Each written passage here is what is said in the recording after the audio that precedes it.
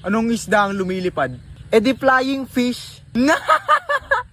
Mali. O sige, ano pala? Eh di e-fish.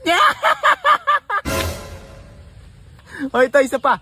Sino naman ang bayani na hindi makalakad bukod kay Apolinario Mabini? Sige, sino? Eh di si Marcelo H. Del Pilay. Paano mo malalaman kung may tanga sa sabungan? Paano? Eh di pag binagdala ng bibe. O ito naman.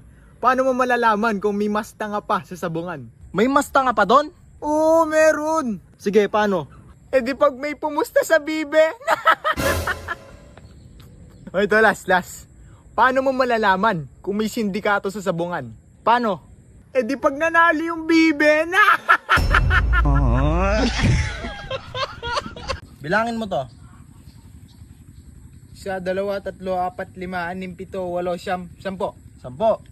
Oh, Ngayon, gawin mo siyang 55. 55. Oh. Paano yung 55? 10 ng daliri mo. Ikaw bala kung gagamit ka ng by 2, by 5, by 10, bala ka. 5, 10, 15, 20, 25, 30, 35, 40, 45, 50. Kulang eh. Kulang? Di mo alam? Hindi, O sige, ganito ha. Panorin mo. Oh. Iisa, dadalawa, tatatlo, aapat, lilima, aanim, 52, 53, 54, 55.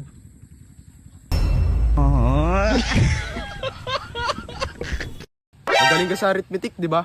Oo naman, syempre, dali-dali lang yan eh. Sige, ganito ha. May jeep na umaandar. May sakay na 10 pasero. Teka ha. Yung jeep na umaandar, may sakay na 10 pasero. Oo, umaandar. Pagdating niya sa kanto, lumiko sa kanan. Bumaba yung 3 pasero. Bumaba yung 3 pasero. Pagdating sa susunod na kanto, kumaliwa siya. Bumaba na naman yung 2. Bumaba na naman yung 2.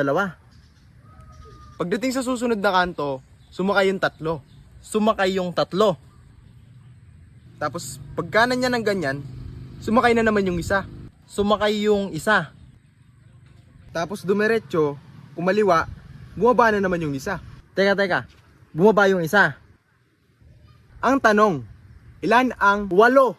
8 lahat ang natirang pasahero ng jeep. Hindi! Ilang beses lumiko yung jeep? Ha?